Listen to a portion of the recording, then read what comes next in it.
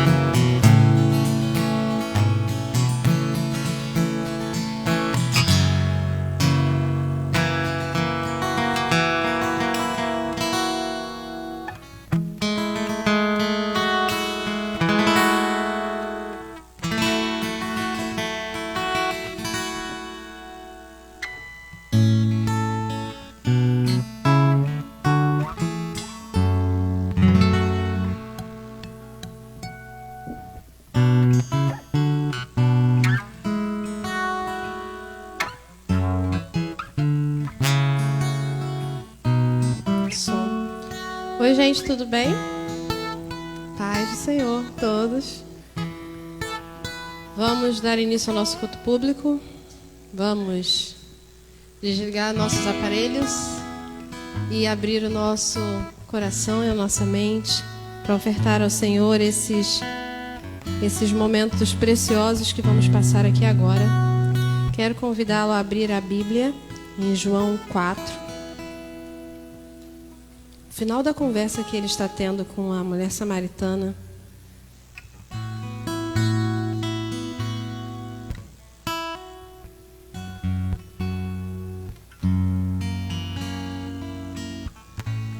João, capítulo 4, dos versos 19 ao 24.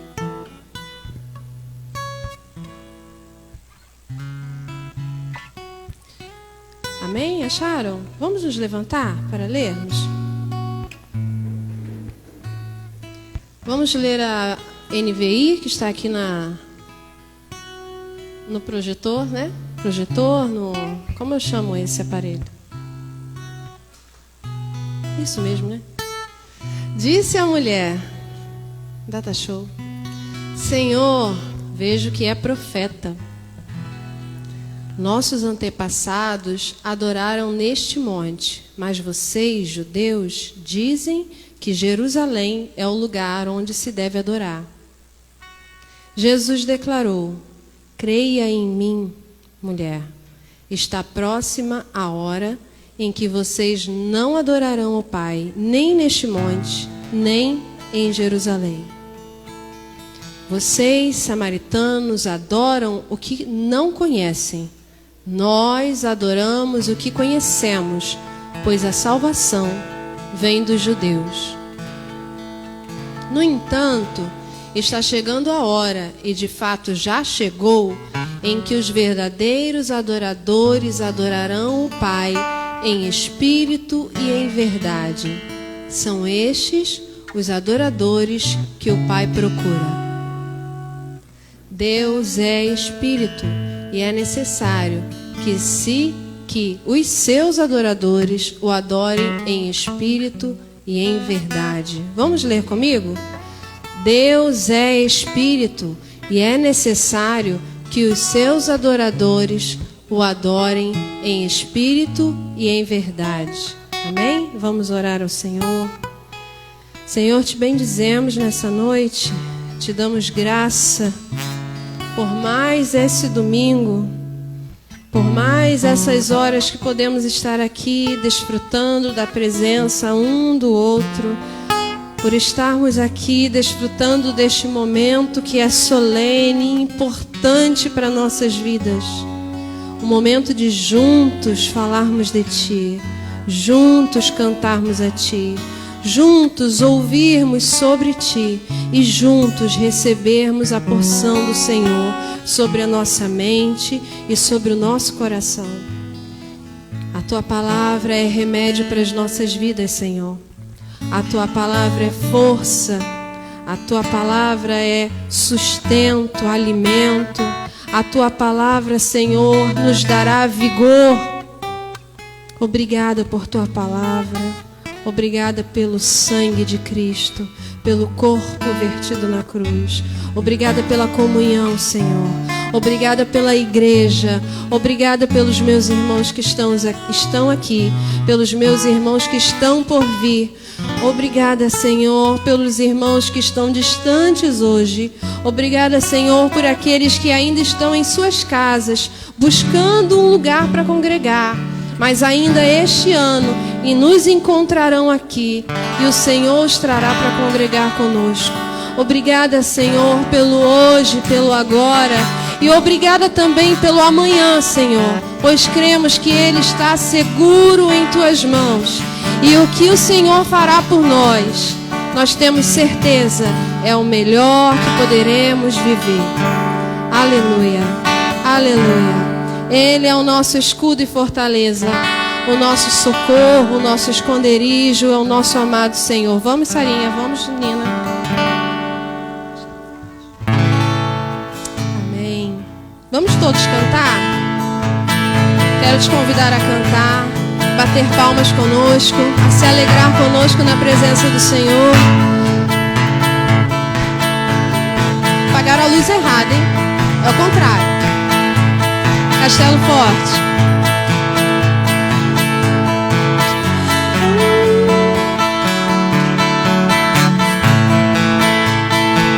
Vamos?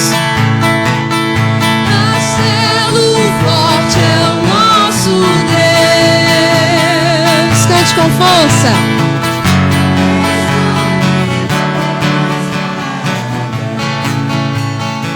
Ao contrário aí. Com seu poder defende os seus. Nessa letra não, amigo. Sua igreja amada, com força e com vigor, o tentador com artimanhas traz e astúcias infernais, e mais não há na terra. Ó, isso é bom, papá, papá, papá, papá, papá. Isso, esse é o ritmo. Papá, papá. Segunda.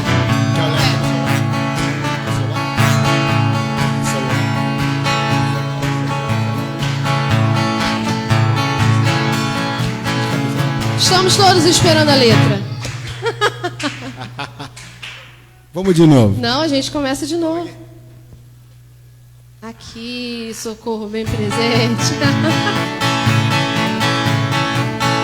A nossa força nada faz, e somos nós perdidos.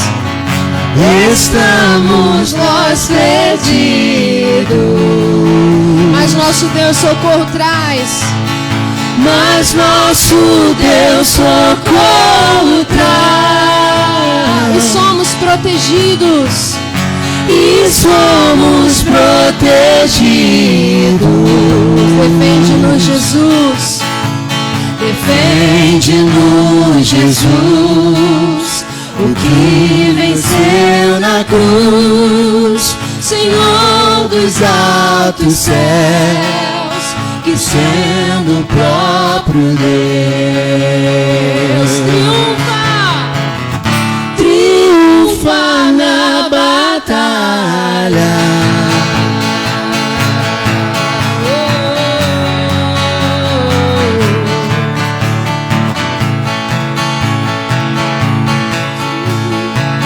Sim, que a palavra ficará.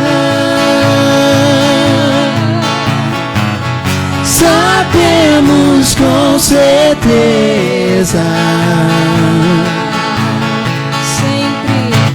pois ela nos ajudará com armas de defesa. Se temos que perder famílias, bens, poder, embora a vida vá, por nós Jesus está.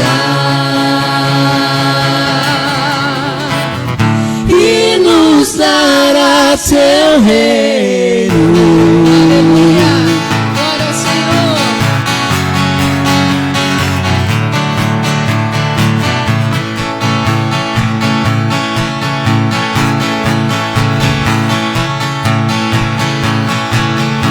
Castelo forte é o nosso Deus. Castelo forte é o nosso Deus. Castelo forte é o nosso Deus. Castelo forte é o nosso Deus. Glória a Ele. Bendito Senhor. Glória ao Senhor. Que nos leva para a sua cruz todos os dias. Que nos atrai o coração para Ele todos os dias. Em tudo que vivemos, em todas as coisas, podemos ver, sentir e ouvir o Senhor nos chamar e nos atrair para Ele. Nós olhamos para Ti, Senhor, e o Teu Espírito nos conduz a nós. Conduza-nos, Senhor, conduza-nos hoje, agora.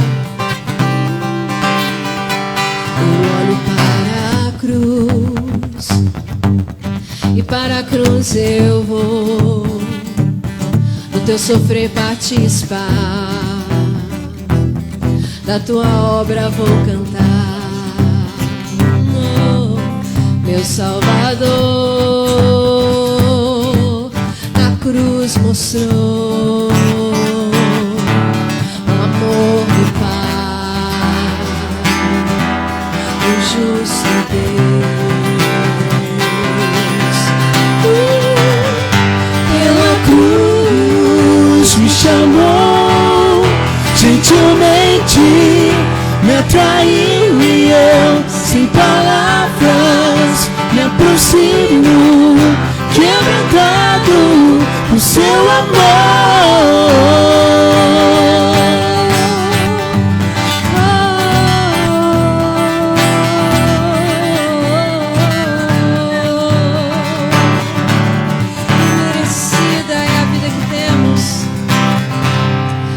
merecida da vida,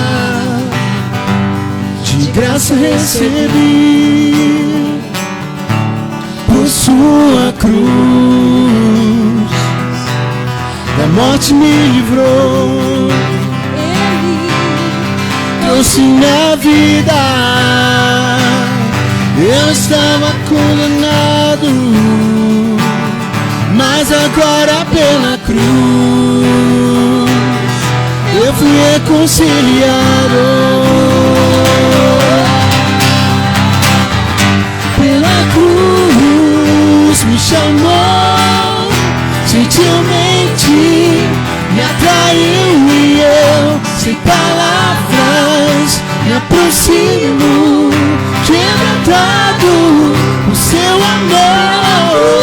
Pela cruz me chamou, gentilmente me atraiu e eu, sem palavras, me aproximo, quebrantado por seu amor.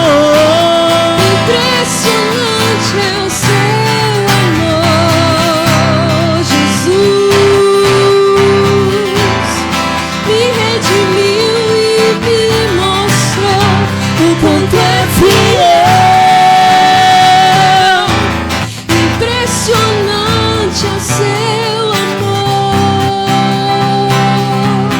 me redimiu e me mostrou o quanto é Fiel.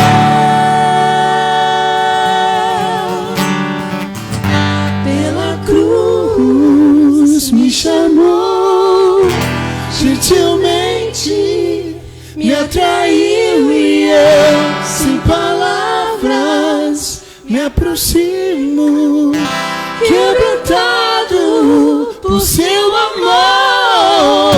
Pela cruz me chamou, gentilmente me atraiu e eu, sem palavras, nos me aproximamos de aproximo, ti. quebrantado por seu amor.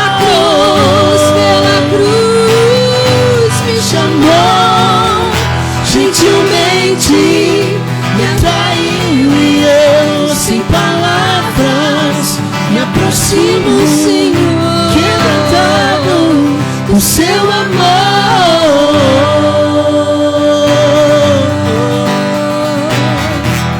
obrigada, Jesus, por esse grande amor.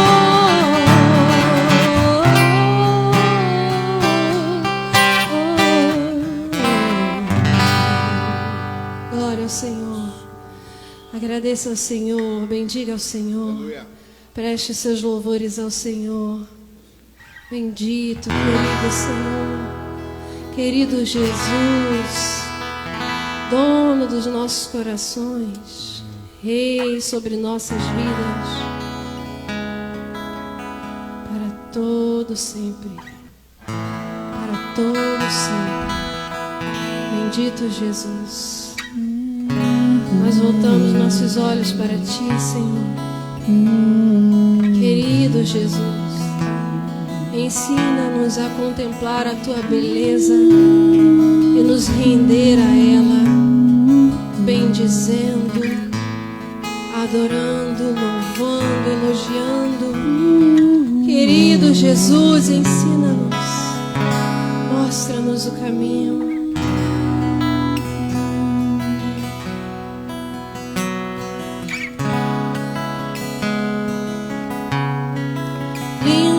Jesus, Rei do meu coração, como eu amo os Teus caminhos.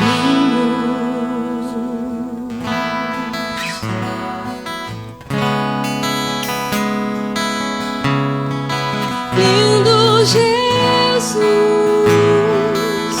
estrela da manhã, eu cantarei a Ti. O que posso te dar por tudo que Tu és?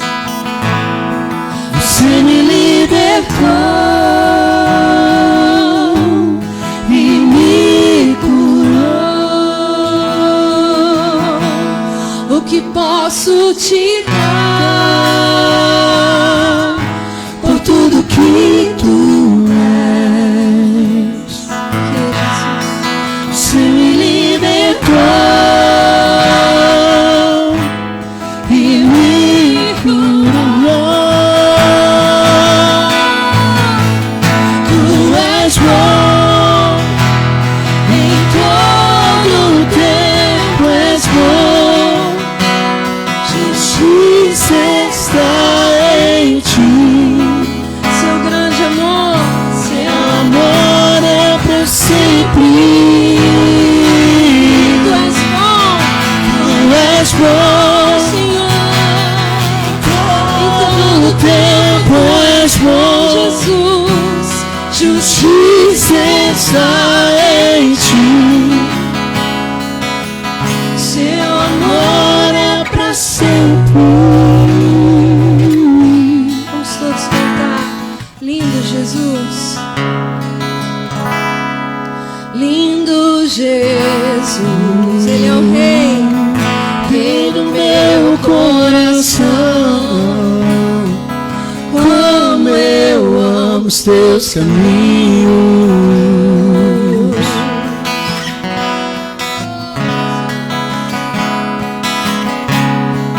Lindo Jesus, pela tamanha, Sim, eu cantarei a ti.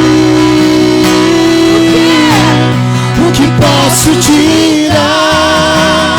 Senhor, por tudo Tudo que tu és. maravilhoso tu és, Senhor. Você me libertou e me curou. O que posso te dar? Por tudo que tu és. Você me libertou e me curou. Diga, Ele é bom. Tu és bom, em todo tempo és bom. Justiça está em ti. Dura para sempre. Teu amor é pra sempre. Tu és bom, em todo tempo és bom. Justiça está em ti. Teu amor é pra sempre. Teu amor dura pra sempre. Vamos cantar todos. Teu amor dura pra sempre. Só nós vamos cantar. Teu amor dura pra sempre. Dura para sempre. Teu amor dura pra sempre. Teu amor dura pra sempre. Teu amor dura pra sempre. Tu és bom, em todo tempo és bom. Justiça está em ti. Teu amor é para sempre.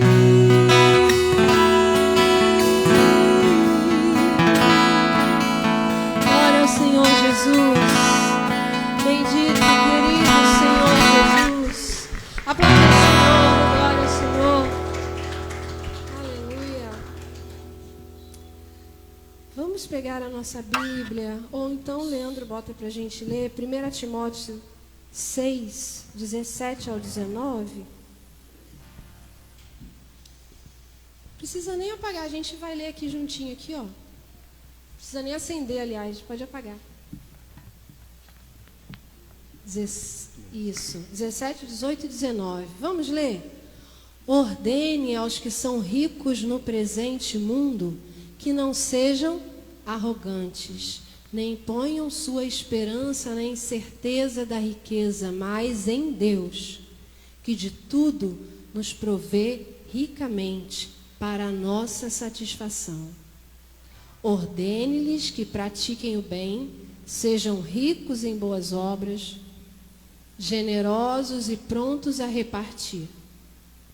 Dessa forma, eles acumularão um tesouro para si mesmos, um firme fundamento para a era que há de vir, e assim alcançarão a verdadeira vida.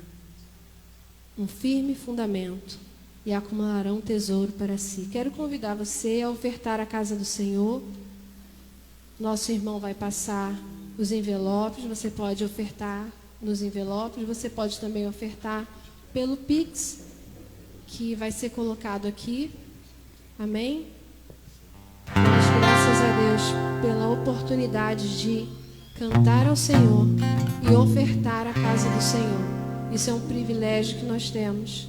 Isso é uma grande bênção para as nossas vidas. Feliz é aquele que dá. Melhor é dar do que receber.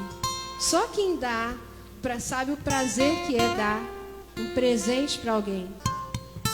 Assim também, nesse sentido de dar ao Senhor, nos dá alegria, nos dá prazer. Amém?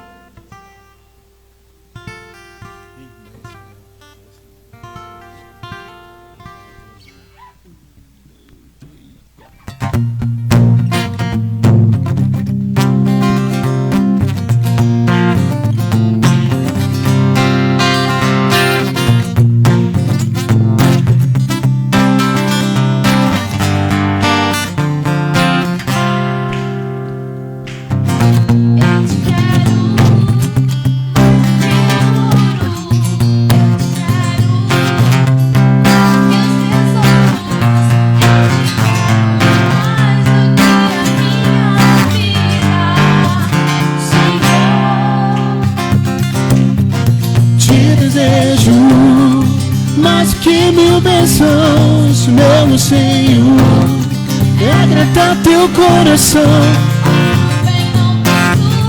além de ti, Senhor, tu és a porção da minha herança, és o bem maior pra mim. O meu coração não pode mais viver sem o teu grande amor.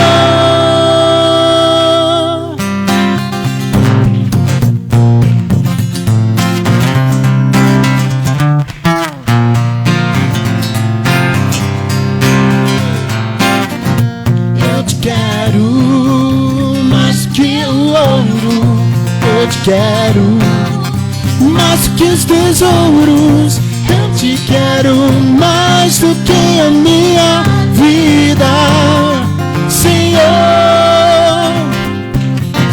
Te desejo mais que 1000 bênçãos, meu Senhor.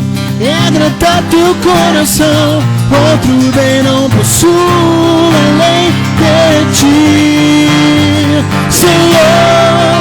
Tu és a porção da minha herança, és o bem maior pra mim.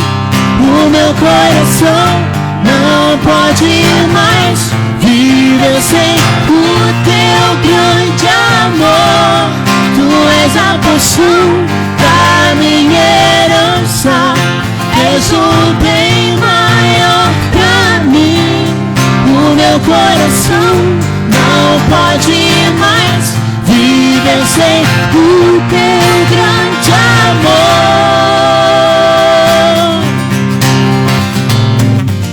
Meu anseio és tu, Jesus. Meu anseio és tu, Jesus. Meu Senhor, és tu, Jesus.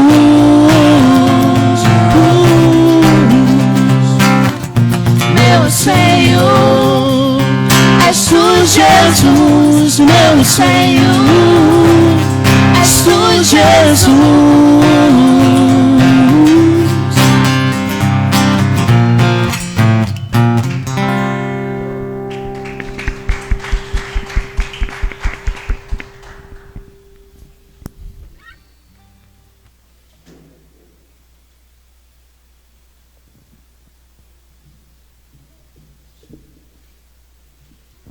Senhor, nosso Deus Todo-Poderoso, nós te agradecemos pelas contribuições. Senhor, essa é a nossa forma de adoração e gratidão a Ti por tudo que Tu tens feito em nossas vidas.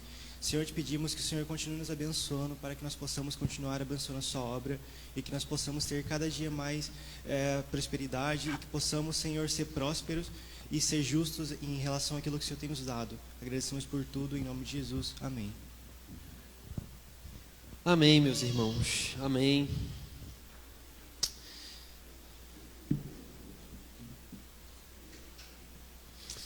Nesse momento nós vamos estar orando, elevando nosso coração a Deus, pedindo para que Ele interceda por nós, Ele nos responda. Esse momento onde nós vamos orar e colocar as nossas necessidades diante dEle. Você pode vir aqui à frente se você está precisando de uma resposta, se você está precisando de algo que só Deus pode te dar, que só Deus pode resolver. De forma última, é só Ele que nos dá todas as coisas e só Ele que nos responde de fato.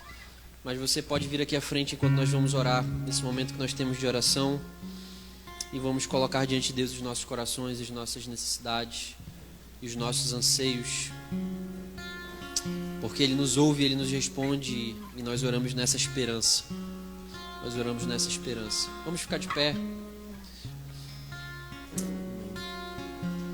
Senhor Deus, nosso Pai, nós estamos diante de Ti, ó Deus, nesse momento de ajuntamento da nossa semana, quando nós nos reunirmos para cultuar o Teu nome, desfrutarmos de comunhão, ouvirmos a Tua palavra, tributar glória e louvor a Ti, contribuirmos financeiramente. Nós, nesse momento, também levantamos as nossas petições a Ti, ó Deus, as nossas necessidades, porque o Senhor é um Deus, mas não um Deus distante, mas é um Pai que nos ouve, é um Pai presente, é um Pai que cuida, é um Pai que zela, Senhor, por nós. E nós colocamos os nossos corações diante de Ti, suplicando perdão pelos nossos pecados, ó Deus. E colocando diante de Ti a necessidade de cada irmão que está aqui à frente, ó Deus, porque o Senhor é um Pai cuidador. O Senhor é o Pai que ouve as nossas súplicas e as nossas necessidades. Ó Deus, eu não sei os anseios desses irmãos, mas Tu bem sabes, eles estão colocando diante de Ti nesse momento. E nós pedimos para que o Senhor venha intervir, que o Senhor venha responder, ó Deus. Porque nós pedimos e nós temos desejos, ó Deus, mas nós sabemos que a Tua vontade é a que prevalece. E nós nos deleitamos em Ti por isso, porque a Tua vontade é boa, perfeita e agradável. E quando a Tua vontade boa, perfeita e agradável não coincide com a nossa, nós nos submetemos à Tua vontade, ó Deus. Nós nos deleitamos na Tua vontade e nós desfrutamos de Ti, porque Tu sabes o que é melhor para nós. Ó Deus, colocamos diante de Ti o Teu povo, a Tua igreja, ó Deus. Nós nos colocamos como Redentor, as igrejas de Cabo Frio, ó Deus, o Teu povo, que o Senhor venha com renovo sobre nós. Aviva o Teu povo, Senhor. Ó Deus, que o Teu Evangelho possa ser pregado fielmente. Ó Deus, que possa haver restauração, ó Deus, em muitas comunidades. Nós sabemos que poucas igrejas hoje de fato estão comprometidas com a Tua glória e com o Teu Evangelho, ó Deus, mas que o Senhor possa trazer um avivamento sobre a nossa cidade. Ó Deus, de integridade, de fidelidade à Tua palavra. Ó Deus, porque nós precisamos, nós sabemos que é o Teu Evangelho que salva, Senhor. Nós colocamos diante de Ti, nós colocamos diante de Ti o Teu povo, não somente aqui em Cabo Frio, mas no Rio de Janeiro e no Brasil, ó Deus, e que está espalhado pelos 4 cantos do mundo.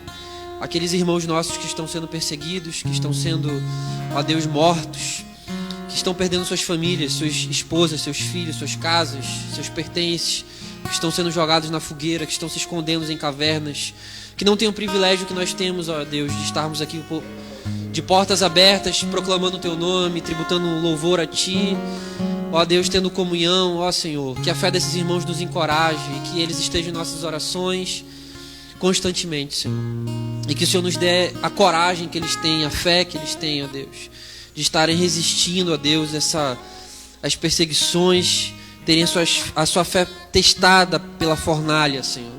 e que eles recebam a recompensa que só Tu podes dar a eles. Colocamos diante de Ti as autoridades do nosso país, ó Deus, porque nós cremos que nenhuma autoridade é instituída senão por Ti. Ó Deus, que esses homens possam se arrepender dos seus pecados, ó Deus, das suas corrupções, que eles possam Te conhecer e que eles possam governar com justiça, ó Deus, que eles possam servir o povo, ó Deus. Essa é a nossa oração. Oramos, ó Deus. Oramos por nós, nos ajuda em nossas fraquezas, em nossas provações, em nossas tribulações. Que o Teu Espírito nos dê paz, gozo, alegria, ó Deus, para que a gente possa permanecer firme, ó Deus, no dia mau. Essa é a nossa oração, isso é o que nós pedimos em nome de Jesus, Teu Filho, nosso Senhor. Amém, amém, amém.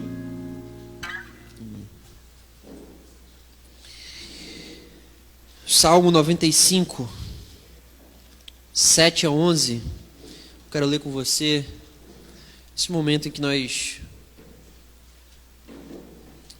estamos caminhando para ouvir a pregação da palavra de Deus.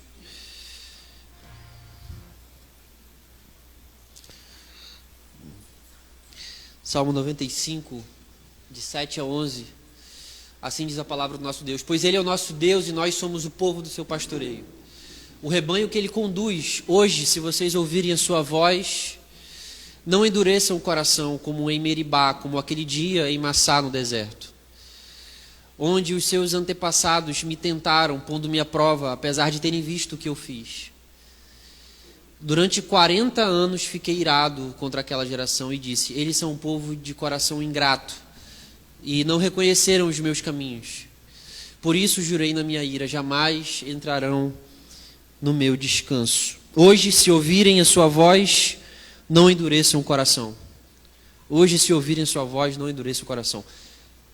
Nós, cristãos, oriundos da tradição reformada, nós cremos que toda vez que a palavra de Deus é pregada fielmente, é Deus falando conosco. A palavra de Deus pregada fielmente é palavra de Deus. E é nesse momento em que nós vamos ouvir a exortação que Deus nos dá por meio da sua palavra. Se vocês ouvirem a voz do Senhor, não endureçam o coração. Nesse momento em que o pastor Everson vai estar trazendo a exposição das Escrituras, nós vamos orar por ele, vamos orar por nós, para que o nosso coração não esteja endurecido, para que o nosso coração seja como a boa terra, que acolhe a boa semente e que frutifique. Senhor Deus, nosso Pai, nós te agradecemos por tudo que o Senhor tem dado a nós. Ó Deus, porque nós não merecemos, de fato, nada que vem das Tuas mãos. Tudo que nós merecíamos era ira, condenação. Ó Deus, mas o Senhor é gracioso conosco, o Senhor nos amou por Sua bondade. E nesse momento nós queremos te pedir para que o Senhor nos visite por meio da Tua palavra, que o Teu Espírito, ó Deus, opere em corações, ó Deus. Se há alguém aqui que ainda, ó Deus, não creu em Ti, não foi capturado pelo Teu amor e não viu a beleza na face de Cristo, ó Deus, que o Teu Espírito possa, ó Deus, converter pessoas, ó Deus, possa operar em corações aqui, ó Deus, e a nós que já cremos, que possa nos exortar, nos edificar, nos renovar e nos animar, Senhor. Porque a Tua palavra é viva, eficaz e mais cortante e penetrante do que espada de dois gumes. Que o nosso coração responda com fé, não com incredulidade, não com dureza, Senhor.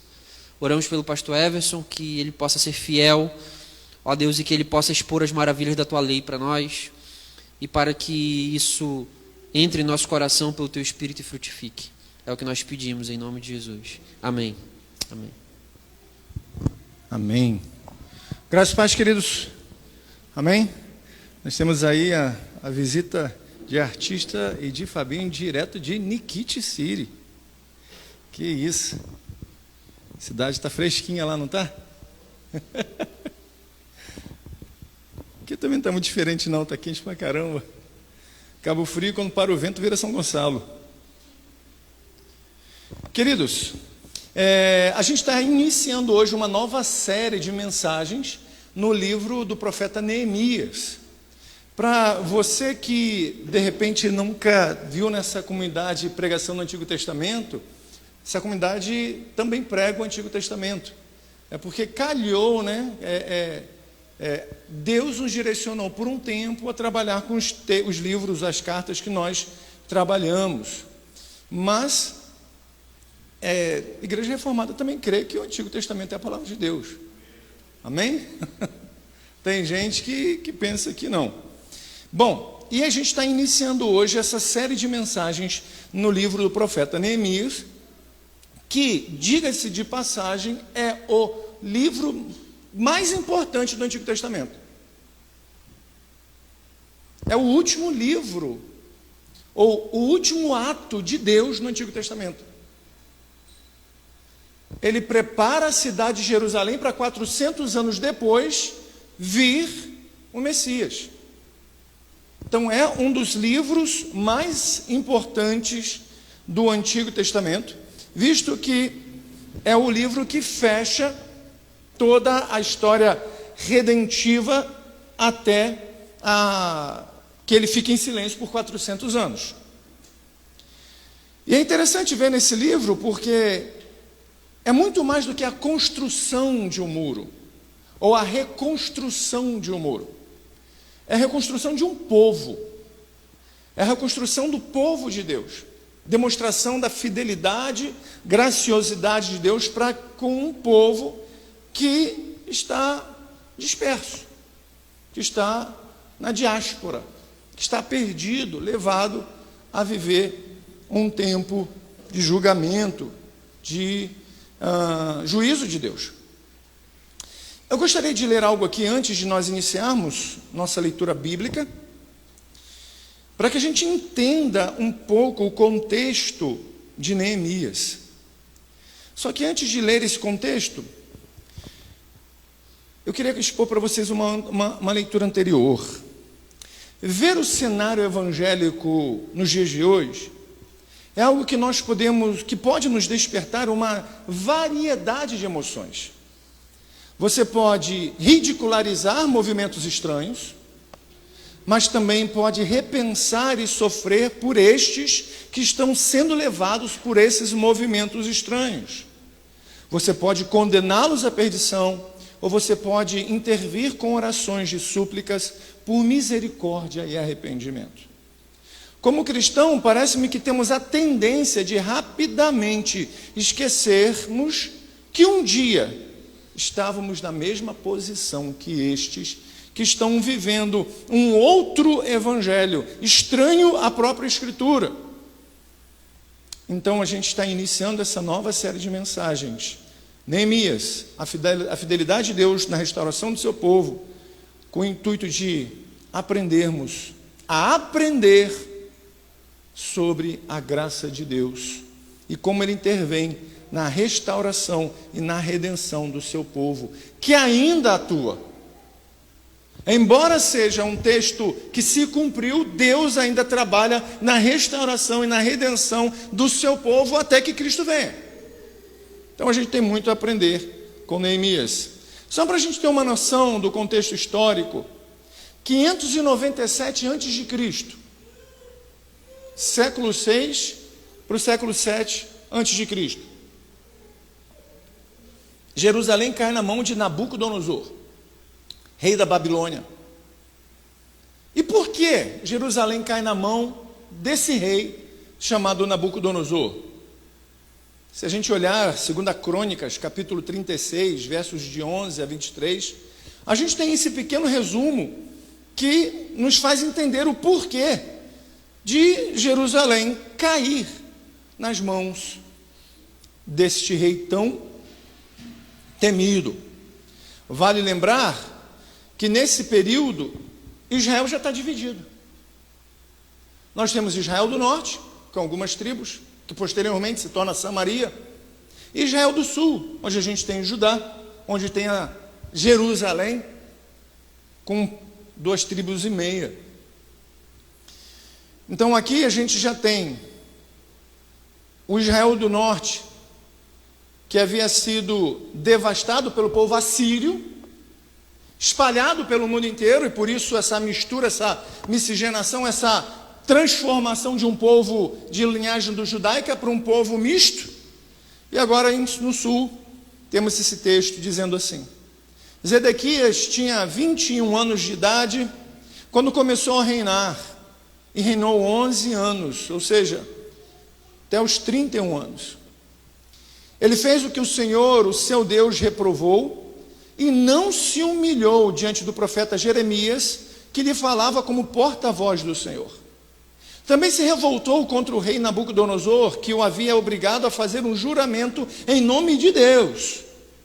Tornou-se muito obstinado e não quis se voltar para o Senhor, o Deus de Israel. Além disso, todos os líderes dos sacerdotes e o povo se tornaram cada vez mais infiéis, seguindo todas as práticas detestáveis das outras nações e contaminando o templo do Senhor, consagrado por ele em Jerusalém. O Senhor, o Deus dos seus antepassados, advertiu-os várias vezes por meio de seus mensageiros, pois ele tinha compaixão do seu povo e do lugar de sua habitação.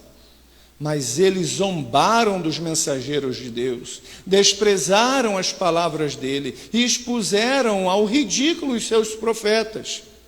Até que a ira do Senhor se levantou contra o seu povo e já não houve mais remédio. Ele enviou contra eles o rei dos babilônios, que no santuário matou os seus jovens à espada. Não poupou nem rapazes, nem moças, nem adultos, nem velhos. Deus entregou todos eles nas mãos de Nabucodonosor.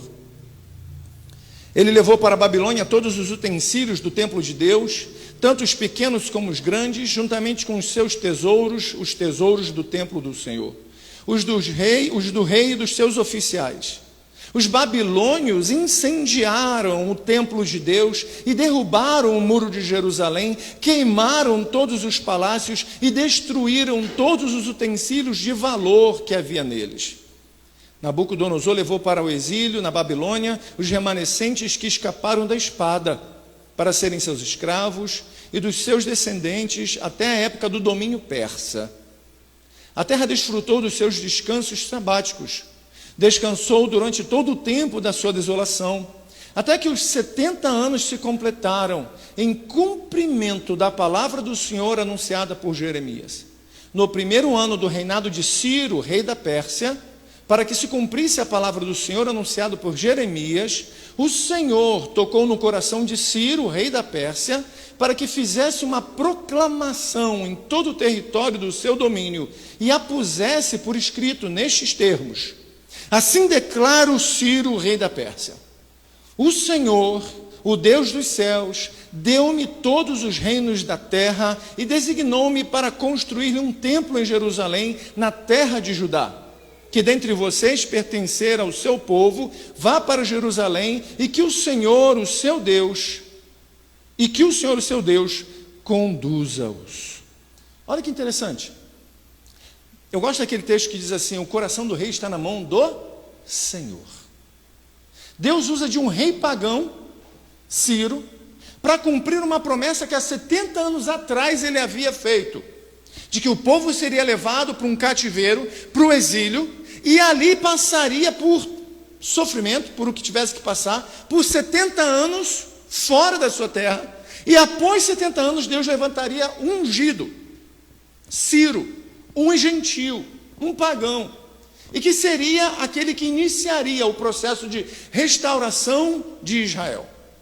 Vale lembrar que a primeira onda, a primeira leva de judeus que vai para Jerusalém, para reconstruir Jerusalém, vai sob a orientação de Zorobabel. Eles começam a construir, eles começam a arrumar o templo, eles começam a preparar o templo. Segunda onda, um tempo depois, surge Esdras, que vai não apenas para ajudar na organização do templo, chamando os levitas, chamando os sacerdotes, a parte cultica de Israel, mas também para começar e dar continuidade naquilo que havia sido trabalhado, na construção de Jerusalém. Mas assim, como em qualquer tempo, lugar e espaço, todas as vezes que a obra do Senhor é iniciada, sempre vai ter pessoas para se levantar contra, instrumentalizadas pelo diabo, que não quer ver a obra do Senhor ir à frente. Nesse processo, tanto de Zorobabel como de Esdras, se levantam próprios judeus e povos ali que não querem que Jerusalém seja reconstruída. E aí já não é mais Ciro, é Dário, ou Dario, que está no reinado.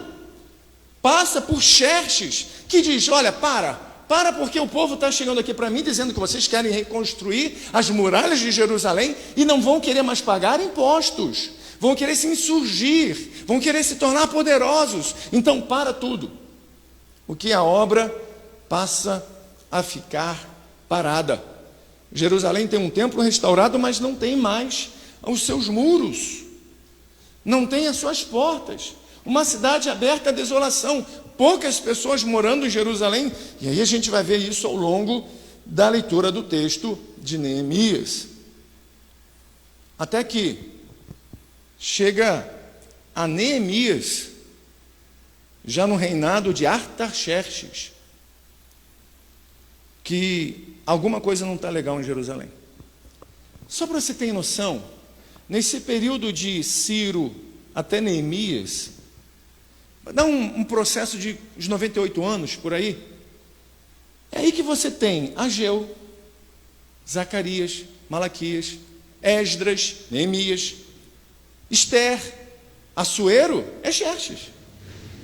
Então você tem, nesse período, essa leitura que é uma narrativa. A Bíblia não é um livro de histórias isoladas. O autor dessa palavra maravilhosa inspirou homens ao longo dos séculos para que se criasse a narrativa bíblica. Ou como Van Hooser gosta de dizer, o drama da graça de Deus. Então, quando a gente pega Neemias está dentro desse contexto onde Ageu está questionando. Por quê? Por que a cidade de Deus está destruída? Por que vocês não se dão? Vocês estão reparando as suas casas, vocês estão construindo as suas casas, mas a casa de Deus, a cidade de Deus está desolada. Neemias capítulo 1 diz assim, no verso de número 1: palavra de Neemias, filho de Racalias, no mês de Quisleu, é só um nome muito complicado, né? No 20º ano, enquanto eu estava na cidade de Suzã, Hanani, um dos meus irmãos, veio de Judá com alguns outros homens, e eu lhes perguntei acerca dos judeus que restaram, os sobreviventes do cativeiro, e também sobre Jerusalém. E eles me responderam: aqueles que sobreviveram ao cativeiro e estão lá na província passam por grande sofrimento e humilhação. O muro de Jerusalém foi derrubado e as suas portas foram destruídas pelo fogo. Quando ouvi essas coisas, sentei-me e chorei.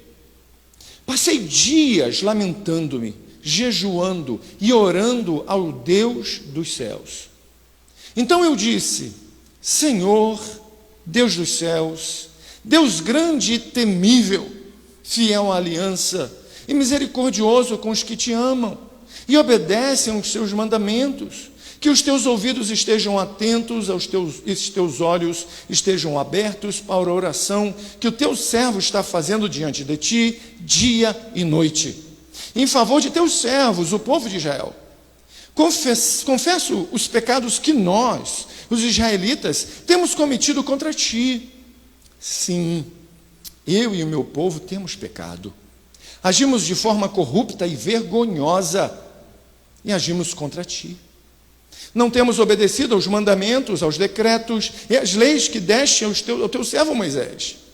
Lembra-te agora do que disseste ao Moisés teu servo: se vocês forem infiéis, eu os espalharei entre as nações, mas se voltarem para mim, obedecerem aos meus mandamentos e os puserem em prática, mesmo que vocês estejam espalhados pelos lugares mais distantes debaixo do céu, de lá eu os reunirei e os trarei para o lugar que escolhi para estabelecer o meu nome.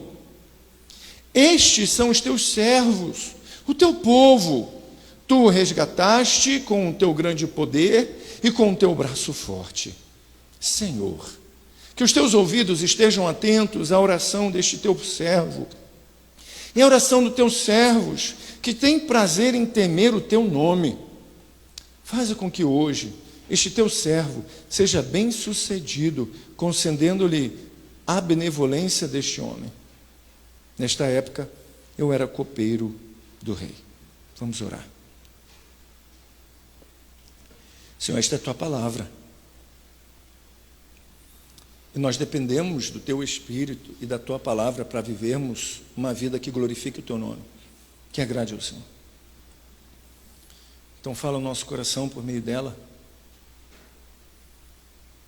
Entra nos rincões de nossa alma, onde precisamos de conversão, onde precisamos nos render, onde precisamos tirar as mãos daquilo que controlamos e entregarmos totalmente nas tuas mãos.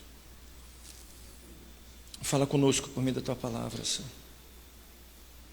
Expõe o nosso coração à luz. Revela o que precisamos confessar, do que precisamos nos arrepender, a fim de que o teu nome seja glorificado, Senhor. Amém. Queridos, quando a gente chega nesse momento em que Neemias acaba sendo essa terceira onda, essa terceira leva, que vai para Jerusalém e vai fazer essa construção do muro e terminar essa obra que foi iniciada por Sanbalat, ou melhor, por Zorobabel, nós temos Neemias recebendo uma notícia terrível, uma notícia péssima. Alguma coisa não está bem em Judá, em Jerusalém. Notícias ruins são péssimas, né? Notícias péssimas são piores ainda. Ninguém quer chegar e ouvir numa segunda-feira de manhã uma notícia ruim. Esperamos sempre receber uma boa notícia. Fiz o meu jogo na Mega Sena e, poxa, fui agraciado, Deus me agraciou. Ninguém gosta de chegar e, caramba, por causa dos 4 últimos números, eu acertei os 2. Ninguém gosta de chegar e ouvir uma notícia ruim. E normalmente quando ouvimos notícias ruins, seja de cunho emocional, saúde, emprego, o que for, a gente tem logo a tendência de dizer que é o inimigo está se levantando, o que está acontecendo, eu não estou entendendo, o que Deus está fazendo, a gente não vai muito para esse campo não, o que está acontecendo? O inimigo está furioso, é bênção que vem por aí, só pode ser. Lucas Guima fala que quando eu caio doente, ele fala assim, é gente que está chegando na igreja. Pelo amor de Deus, não quero isso não. Chega sem eu ficar doente. E é interessante que a gente tem Neemias, que está muito bem, obrigado, diga-se de passagem. Ele é copeiro na corte do rei Artaxerxes. Ele exerce um cargo de confiança. Não é alguém que está ali simplesmente por um momento. Ele está ali e é alguém de confiança do rei. Por quê? Porque ele vai experimentar antes de compartilhar do vinho, se o vinho ele está envenenado ou não. Ele vai provar para ver se o que está sendo servido para o rei está bom ou não. Então ele está sempre correndo risco de morrer, para que o rei permaneça vivo. E lembre-se, ele é um judeu e Artaxerxes é um gentio, um ídolo, um idólatra, um pagão. Mas nem por isso ele trata Artaxerxes de maneira leviana.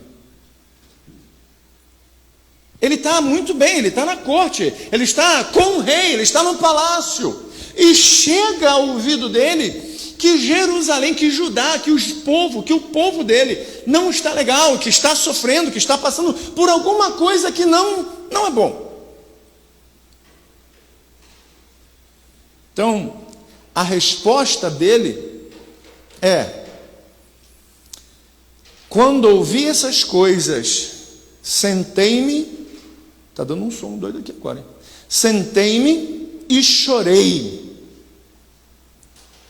Ele chorou por causa das notícias ruins que viera de Jerusalém ou de Judá. Ele não riu ou ridicularizou, vocês estão vivendo isso porque vocês merecem, vocês estão passando por isso porque devem passar. Não, ele chorou, ele como inúmeros outros homens ao longo da história, se identificou com o seu povo. Se identificou com o seu povo. Ele chora, ele passa dias lamentando. Sabe quantos dias? Vocês têm noção de quantos dias ele passou? Quando a gente começa a ler, que diz que estava no mês de Quisleu, novembro, dezembro, você vai olhar no capítulo 2, vai dizer que ele está no mês de Nisan, no 20º ano, 4 meses depois. Por 4 meses esse homem faz chorar e orar essa oração. Por 4 meses esse homem está demonstrando sofrimento pelo seu povo e orando ao Senhor para que ele tenha uma oportunidade de falar com o rei acerca do seu povo. Quem já leu o livro de Esther aqui? Ali a gente vê um pouco do protocolo de como era o Império Persa. Não se achega perto de um rei assim, sem que ele o chame. Não se dirige uma palavra ao rei, a não ser que ele diga, fale. A própria Esther, ou Radassa, para chegar próximo de Assuero, de Xerxes, ela colocou a vida dela em risco, porque ela, mesmo sendo esposa, poderia ser morta. Porque ela estava quebrando o protocolo. Ele, nesse período de 4 meses, chora e ora para que Deus dê uma oportunidade para que ele se achegue a Xerxes e possa compartilhar daquilo que ele tem orado. Não é à toa que no capítulo 2 o próprio Xerxes vai dizer, o que está vendo contigo? Tu está abatido, cara. O teu rosto está me mostrando que você está abatido. E ele olha e vê a oportunidade para dizer, mais ou menos assim, sabe quando nossos antepassados sofrem, assim como os teus e tal, o meu povo está sofrendo. Ele foi no sentimento do rei, né?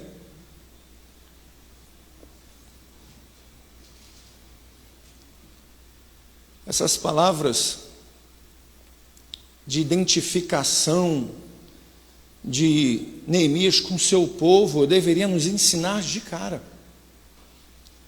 Diante da realidade que a gente vive e vê de irmãos nossos e irmãs nossas que são iludidas por palavras que são totalmente estranhas às Escrituras, por movimentos que a Bíblia não ensina, por didáticas que a Bíblia não instrui, e o nosso papel muitas vezes é ridicularizar, é zombar, é rir. E muitas vezes nos colocarmos numa posição de superioridade. Eu não vivo isso, eu estou acima disso. Quando deveríamos entender que se o mesmo Deus que alcançou pela graça a nossa vida e alcançou pela graça a vida destes nossos irmãos, o nosso papel deveria chorar, orar, clamar, para que o Senhor restaurasse e restaure a vida desses nossos irmãos. Às vezes a gente esquece que alguém orou pela gente. Às vezes a gente esquece que pessoas oraram pela gente continuamente, para que um dia o Evangelho chegasse até a gente. E chegou, e nos identificamos com o povo de Deus. Eu lembro uma vez, que lendo Isaías, numa sexta-feira, em que a gente tinha a tendência de ler as porções das sextas-feiras para o sábado, e eu comecei a chorar, porque eu me identifiquei muito com o sofrimento do povo. Eu comecei a chorar e pensar, meu Deus, que coisa é essa? Porque eu nunca tinha experimentado esse tipo de emoção naquele momento de leitura. Quando a gente olha para as Escrituras, é isso que a gente vê em Esdras, capítulo 9, capítulo 10. Esdras se identificando com o sofrimento do povo, e chorando e orando.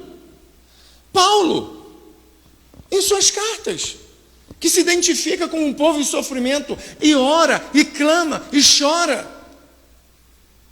Moisés, em Êxodo 32, 33 e 34, clamando pelo povo, dizendo para o Senhor, se o Senhor não for com eles, se o Senhor não cuidar deles, não me leve, tire minha vida, mas, por favor. Isaías capítulo 5, onde ele vai falar dos ais contra o povo, ai, e ai, e ai, até o momento que ele vê o trono do Senhor e uai, agora ele inclui, e ele percebe, e ele vê como bom profeta de Deus, que não é apenas eles, mas nós. Ai de mim, ai de mim. Jesus chorando pela cidade. Ah, Jerusalém, Jerusalém. A identificação com o povo de Deus. Lembre-se, a salvação não é algo individual. Um dos maiores enganos é que a gente tem isso. Isso é egoísmo. Não, salvação é individual, cada um tem a sua. Não, Deus salva um povo. Deus salva um povo. Isso é comunitário, é coletivo. Nós deveríamos nos identificar com o povo de Deus e aprender com Neemias a orar e a agir.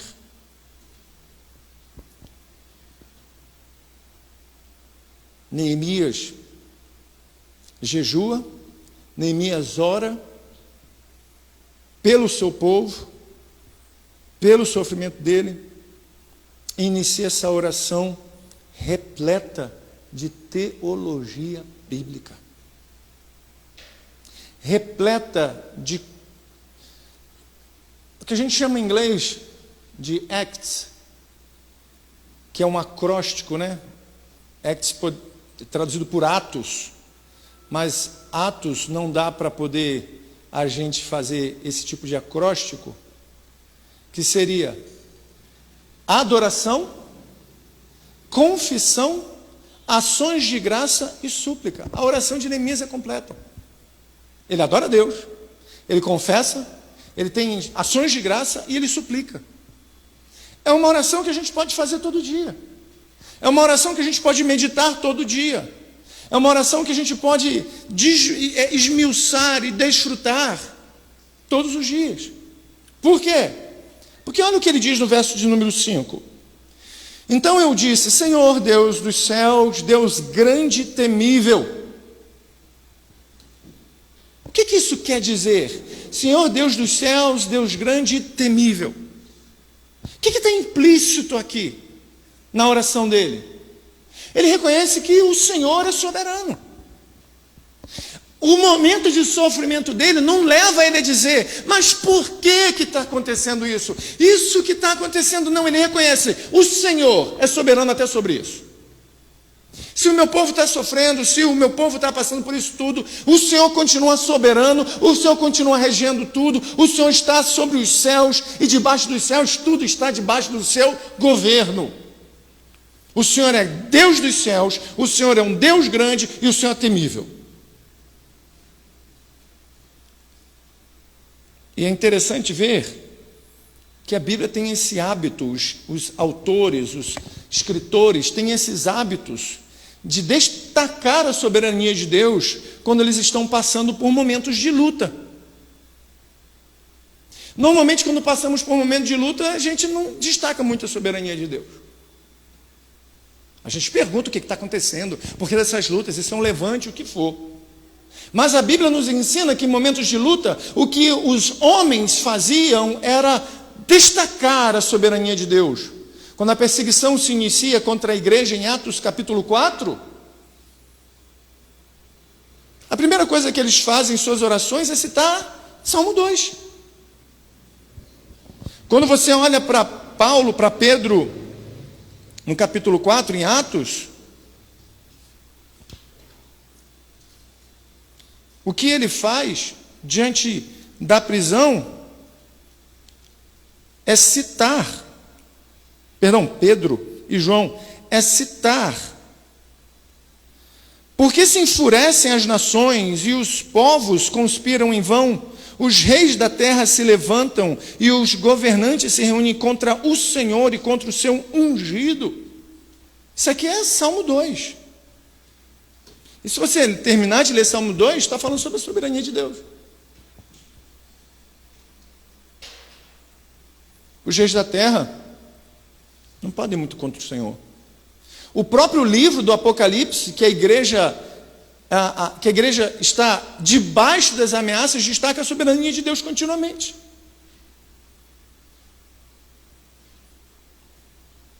A gente pode estar enfrentando as terríveis situações, as coisas mais terríveis. E eu vou te falar, não é uma teologia aberta que vai confortar o nosso coração. Mas é a certeza de que Deus continua sendo soberano sobre todas as situações.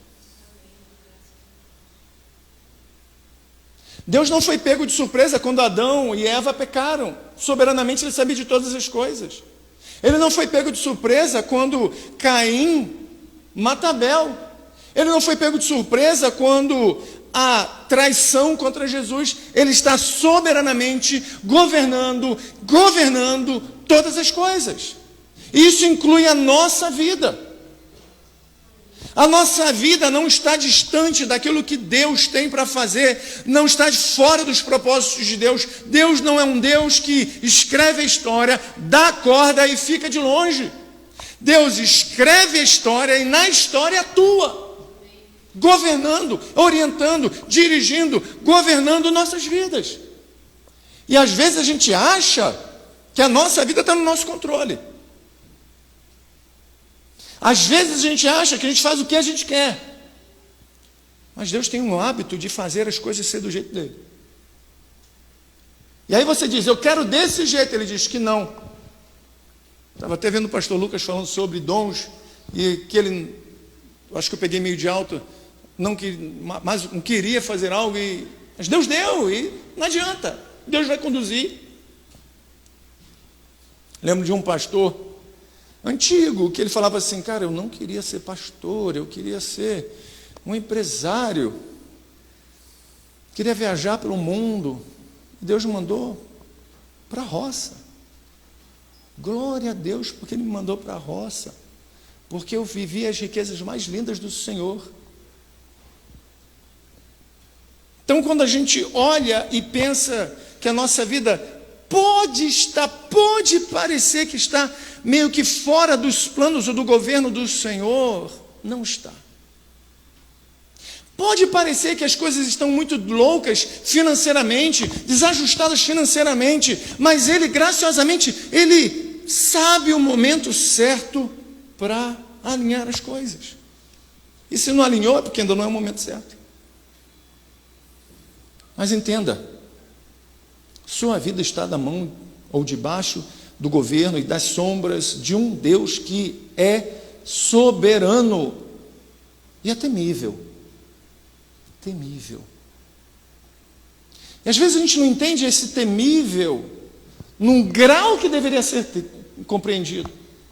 Porque a gente diz o quê? Normalmente, senso comum, quando a coisa está ruim, o inimigo está se levantando. E quando o profeta diz temível, ele está dizendo, isso até os demônios temem. Então não pense que se a sua vida está dando problema, são demônios. Pode até ser. Mas até eles temem e se submetem a Deus. Segundo, Deus mantém a sua aliança. Deus é soberano e Ele... O som sumiu? Oi. Som. Ele é soberano, mas eu acho que é aqui, ó. É aquilo. Deve ser ali o mau contato na caixinha ali, ó. Prepara que vai fazer um som alto, quer ver? É o lado de cá. Pode ser. É o... Pode ser também. Oi, som. Marina, vê se está sendo o som na caixa, tá? Não, coisa. Deus, Ele mantém a aliança. Olha o que acontece no verso de número 1 ainda. Fiel à aliança e misericordioso com os que amam e obedecem os teus mandamentos. Eu gosto da versão em hebraico que vai dizer assim, Brit Chesed Rav Shamar Mitzvah, que quer dizer, é fiel à aliança de amor. Você sabe o que é aliança de amor? A aliança de amor é o decálogo.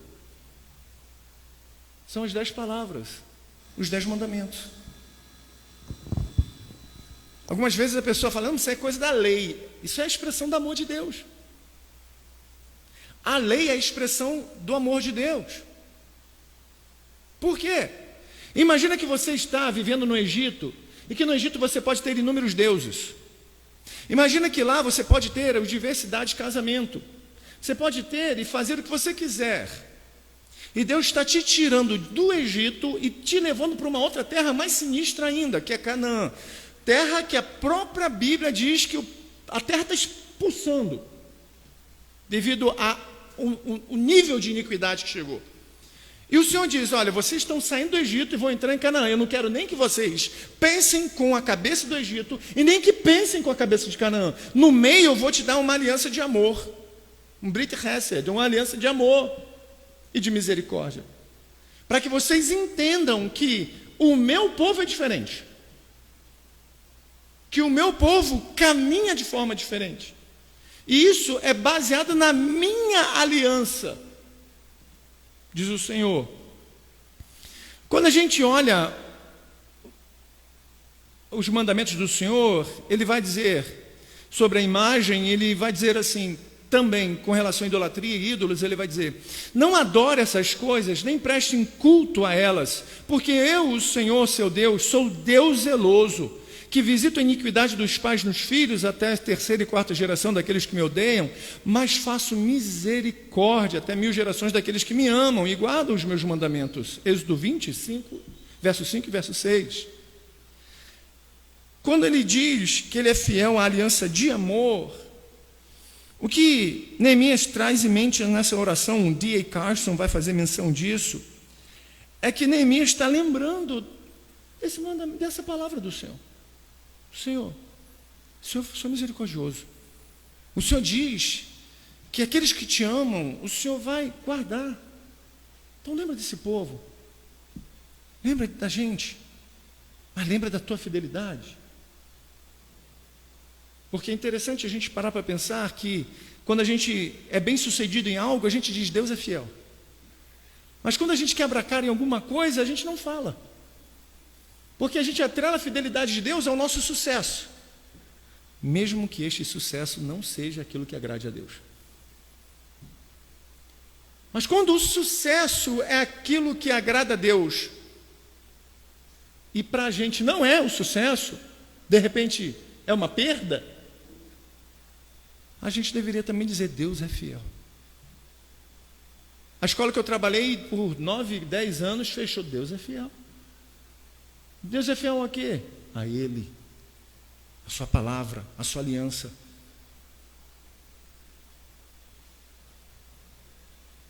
Ele é o Deus que mantém a sua aliança. Aliança que estabelece bênçãos, esperanças, temor, promessas. E aí a gente viu ao longo desses últimos sermões acerca da esperança, das promessas, das bênçãos. O Antigo Testamento constantemente mencionam que as bênçãos permanecem radicalmente distantes de nós se depender de nossas próprias obediências. O Antigo Testamento está repleto disso. Não é pelo o fato de eu obedecer, é pelo fato de eu ser fiel.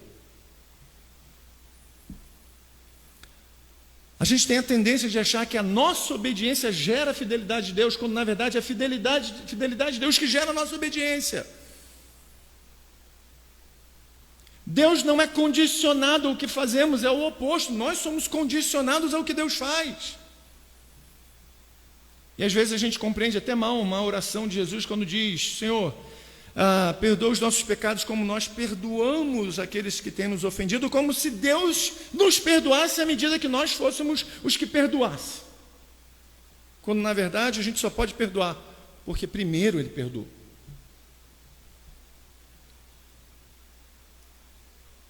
Se a gente olhar para as orações de Daniel no capítulo 9, que diz assim, voltei o rosto ao Senhor Deus, para buscar com oração e súplicas, com jejum, vestido de pano de saco e sentado na cinza.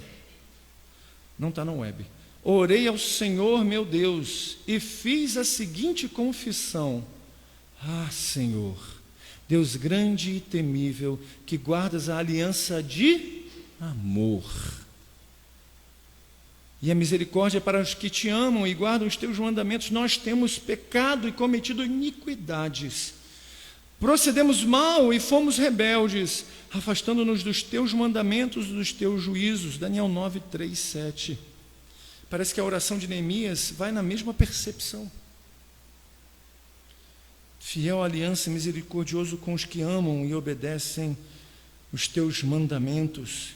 Que os teus ouvidos estejam atentos e os teus olhos estejam abertos para a oração que o teu servo está fazendo diante de ti, dia e noite, em favor dos servos, o povo de Israel. Não é novidade que Paulo conclui que a lei não pode justificar ninguém. Deus deu a lei em misericórdia, mas o homem é incapaz de cumpri-la, e se tentasse cumpri-la, não era isso que vai fazer de Deus fiel ou infiel. É porque Deus tem uma aliança de amor. Uma aliança de amor. E o interessante é que essa palavra aliança, Brit, tem a ver com sangue. Não existe aliança que não haja sangue.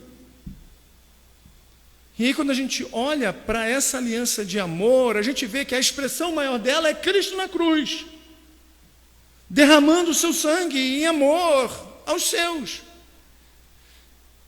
E a gente não entende que amor é esse tão profundo, que é capaz de manter uma promessa feita. Alguém que não tinha condição de cumpri-la. Tanto não tinha que Deus nem permitiu que Abraão passasse por meio dos sacrifícios. Abraão seria incapaz de cumprir a sua parte. Mas Deus passa e na cruz cumpre a parte de Abraão, a parte do povo. Às vezes você se pergunta, por que Jesus foi batizado? Por que Jesus foi para as águas? E quando Jesus fala, preciso cumprir a justiça. A identificação dele com um pecador fez necessário que ele passasse como um pecador, embora não fosse, para que cumprisse na cruz a morte de um pecador, sem ele ser um pecador. É uma aliança de amor que Neemias faz aqui em menção à oração que muitas vezes a gente poderia fazer em nossas orações. Senhor, lembra-te de nós, fiel aliança do amor, sustenta-nos em meio dessa dor, sustenta-nos em meio dessa fraqueza, sustenta-nos em meio dessa dúvida, sustenta-nos em meio de tudo que a gente tem passado por causa do seu amor.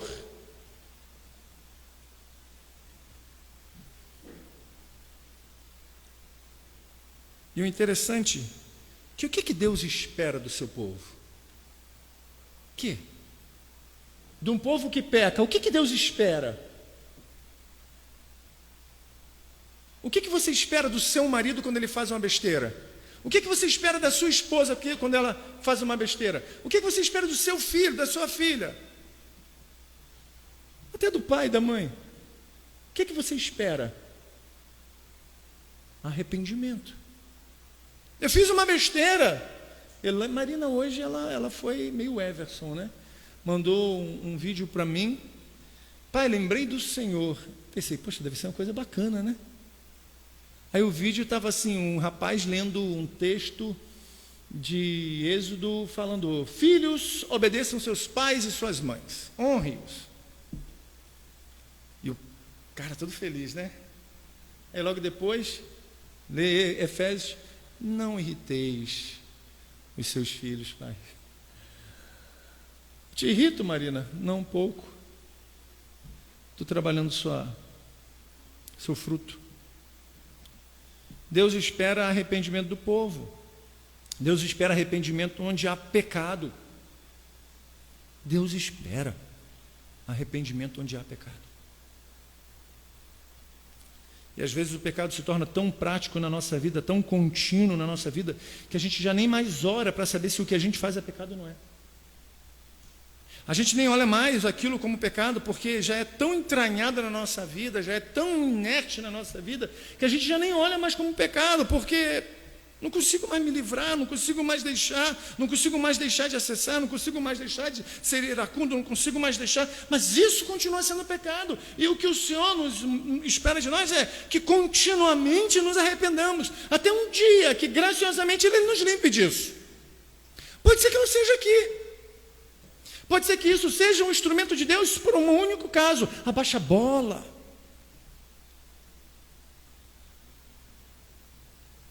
O pecado, muitas vezes, ele é pedagógico. Porque às vezes a gente está numa fase tão boa da vida, orando, jejuando, fazendo devocional, pregando, cospe no chão, sai fogo. E aí por um momento a gente fala, cara, eu estou crente demais. Posso até participar da ceia. E aí, nesse caminho a gente tropeça. E parece que tudo que a gente pensou segundos antes não faz sentido nenhum. Porque a gente se sente um pecador. E o pior é que normalmente a gente faz o quê? Vou para a fila, vou lá para trás, vou sentar na última cadeira, vou ficar, né? O que deveríamos é ficar onde a gente está, levantar e continuar dizendo, Senhor, tem misericórdia de mim, eu já entendi. Eu vou esquecer, eu sei que eu vou esquecer, mas eu já entendi agora que se não for pela sua graça e pela sua aliança de amor, o Senhor tem misericórdia daqueles que te amam. Porque amar não é deixar de pecar. Amar é se arrepender porque pecou. Porque se eu falo que eu nunca mais vou pecar, eu já estou pecando. Eu já estou pecando. Enquanto eu estiver nessa vida, a gente vai pecar. Eu gosto muito da palavra do Russell Shedd.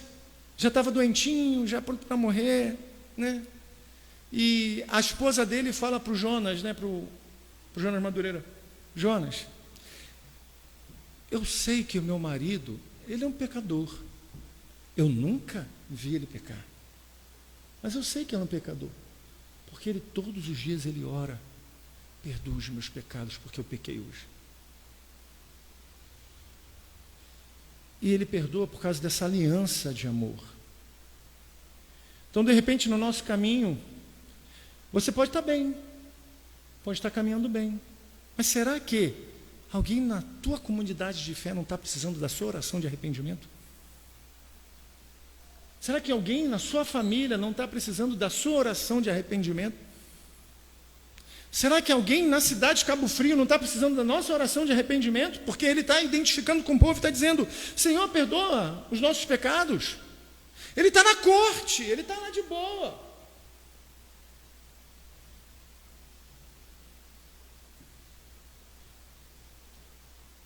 O interessante é que no meio dessa oração, no verso 8, Neemias diz assim, lembra-te agora do que disseste a Moisés, teu servo. Se vocês forem fiéis, eu espalharei entre as nações, mas se voltarem para mim e obedecerem aos meus mandamentos e os puserem em prática, mesmo que vocês estejam espalhados pelos lugares mais distantes, debaixo do céu, de lá eu os reunirei, os trarei para o lugar que escolhi para estabelecer o meu nome. Ele está citando Deuteronômio 4, 25, 31. Senhor, se tu... O povo se voltar para o Senhor, é a ação do Espírito conduzindo esse povo para Ele, e o Senhor se voltando para Ele. Gente, para pensar comigo, imagina o seguinte, que o povo está disperso, tem gente que está ali nas cercanias de Jerusalém, tem gente que ainda continua na Babilônia, mas tem gente que está disperso, e o Senhor está dizendo, eu vou trazer de volta. Isso lembra muito o que Apocalipse diz, que de todas as tribos, de todas as línguas, de todas as raças, de todas as etnias, no grande dia, o Senhor vai atrair para Ele. Essa ação imática de Deus, de Jesus, de atrair, é o que nos faz ir até Ele. Porque como pecadores nós não desejamos Deus, mas porque Ele é atraente, porque Ele é irresistível, porque Ele se manifesta e se deixa conhecer, se deixa revelar, se deixa ser conhecido, Ele se torna irresistível. Só que o que acontece quando vamos para ele? O que acontece quando ouvimos o que Neemias diz? Que, embora Deus puna o seu povo, esse é o mesmo Deus que restaura o seu povo. Vocês vão, por causa do pecado, ficar 70 anos em cativeiro, mas depois de 70 anos trarei de volta. É o que o Senhor faz, ele espalha, ele cuida, ele endireita e depois ele agrega. Ele une.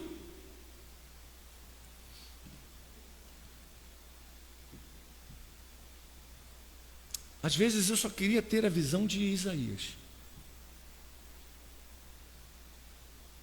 Eu só queria ter a visão de Isaías. Porque a gente tem a tendência de se tornar muito legalista.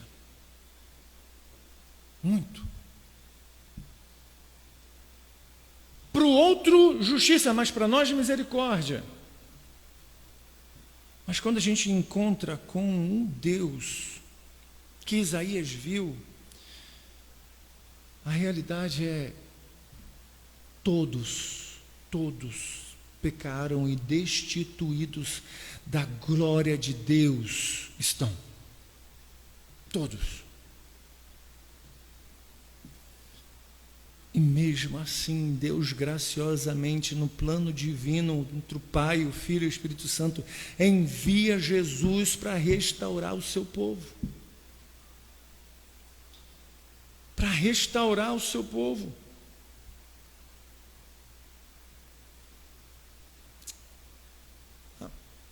De repente a gente pode pensar, mas Everson, isso aí é a antiga aliança, você está falando aí do Antigo Testamento. Sim, há a diferença entre as alianças, a antiga e a nova, mas em Apocalipse Jesus adverte a igreja de que se as suas condutas não mudarem, ele tiraria o candelabro delas. Deus pune ainda mesmo na graça. Deus corrige ainda na graça. Deus adverte ainda na graça. Porque se a gente olhar para Apocalipse, essas igrejas já não tem mais na Turquia, que é Éfeso. A região ali, no Oriente Médio, se tiver uma igreja ortodoxa, 1,5% de cristão, se tiver, um número de muçulmanos enorme. Por quê? Porque a Bíblia deixou bem claro: se não guardares.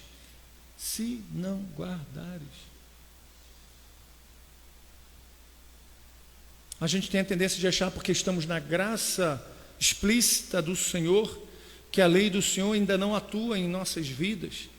A diferença é que a lei que não salva aponta para aquele que salva, que é Jesus.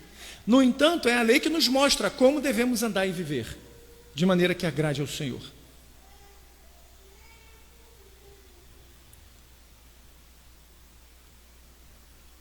Para terminarmos,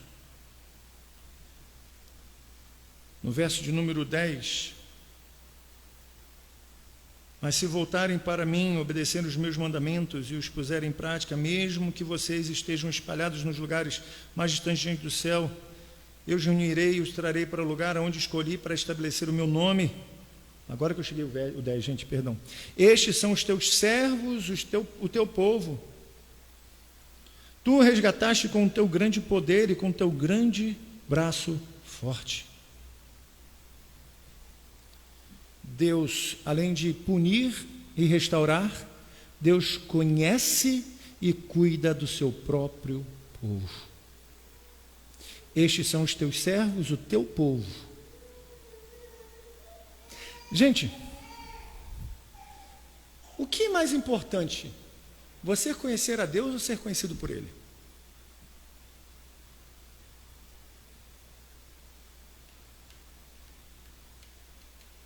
Poxa, se eu responder que o mais importante é conhecer a Deus, e Ele não me conhecer, dá ruim. Mas se eu falar que o mais importante é ser conhecido por Ele e não conhecer, também dá ruim. É melhor ser conhecido por Deus do que conhecê-lo. Porque naquele grande dia, Ele vai dizer: olha, eu não conheço você. E Paulo vai dizer o quê? Que ele conhece os que são seus. E tem até uma música linda da Renascer Praise, ainda quando fazia música boa, né? Que eu não sei cantar, mas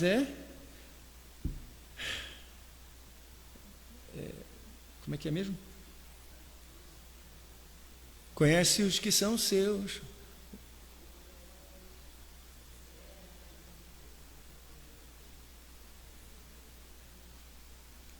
Isso. Ser conhecido por ele, gente. Quer ver um exemplo? Você acha que quando você estava na barriga da sua mãe e nasceu, você conhecia sua mãe? Você conhecia seu pai? Mas eles te conheciam. E eles não te trocaram na maternidade por outro. Sei também. Porque eles te conheciam e zelaram por você e cuidaram de você e deram de mamar e fizeram o que fizeram. Aí, depois que você vai crescendo, você conhece quem é o seu pai e quem é a sua mãe. E mesmo assim, você pode estar com 47 anos e não conhecê-lo plenamente. Ou conhecê-la, esse pedacinho de gente, plenamente. Mas ela me conhece como ninguém. Ela sabe pelo meu respirar se eu estou bem ou não. Como qualquer pai que cuida dos seus filhos sabem. Deus conhece os que são seus. E Neemias, nesse versículo, quando diz, estes são os teus povos, o teu povo, faz menção a essa ideia. O Senhor conhece. O Senhor conhece, sabe que esse povo é difícil, sabe que esse povo é complicado. Se quisesse um povo que fosse metódico direitinho, teria escolhido os japoneses, mas escolheu um povo complicado. Mas esse é o teu povo, tu o conheces. E é um consolo imenso quando a gente ouve Paulo dizendo isso. Deus conhece os que são seus. Tu o resgataste com teu grande poder e com teu teu braço forte. Senhor, que os teus ouvidos estejam atentos à oração deste teu servo e à oração dos teus servos que têm prazer em temer o teu nome. Deus guarda o seu próprio nome. Quando Neemias diz, Senhor, ouve a oração, fique atento à oração de teu servo e à oração de teus servos que têm prazer em temer o teu nome. Se existe algo que Deus tem e zela, é por seu nome. Porque nome tem a ver com a sua identidade, quem ele é. E aí, por último, ele vai dizer, faze com que hoje este teu servo seja bem-sucedido, concedendo-lhe a benevolência deste homem, do rei Artaxerxes. Por 4 meses ele fez essa oração, até que Deus deu o tempo oportuno. Ele era copeiro do rei. A gente pode praticar todas essas coisas que ele nos orienta e mesmo assim ser legalista. E mesmo assim não encontrar a salvação do Senhor. Porque a nossa salvação está em crer num Neemias muito mais perfeito que esse.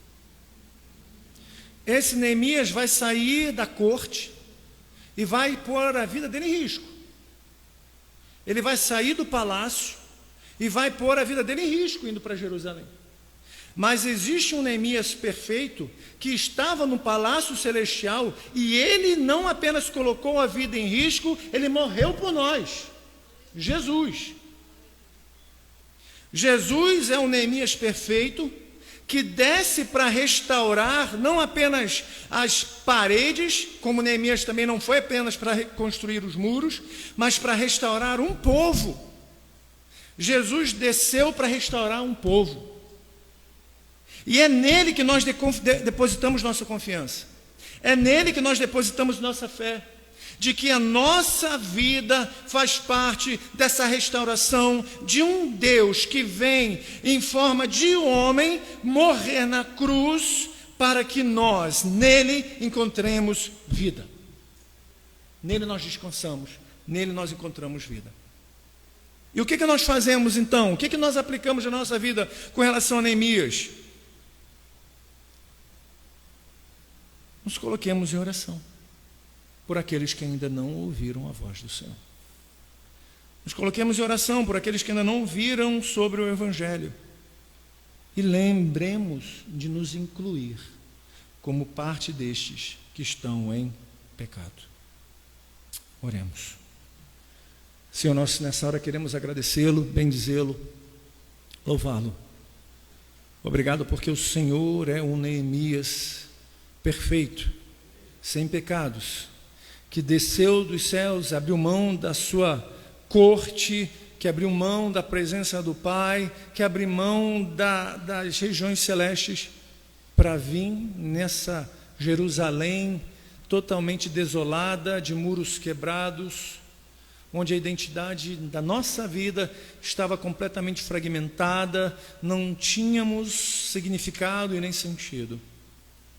Mas o Senhor, que conhece os que são os seus, nos chamou pelo nome, e ao chamar pelo nome, não apenas restaurou os muros de nosso coração, mas restaurou o nosso coração, e não apenas restaurou o nosso coração, mas fez do nosso coração a sua habitação, e é na sua habitação, e como habitação do Senhor, que saímos a edificar a vida daqueles que precisam do Senhor. Assim nós bendizemos o teu nome.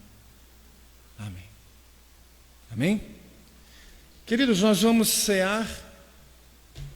Você que já foi batizado, você que já foi, que está em comunhão com o Senhor, por favor, participe.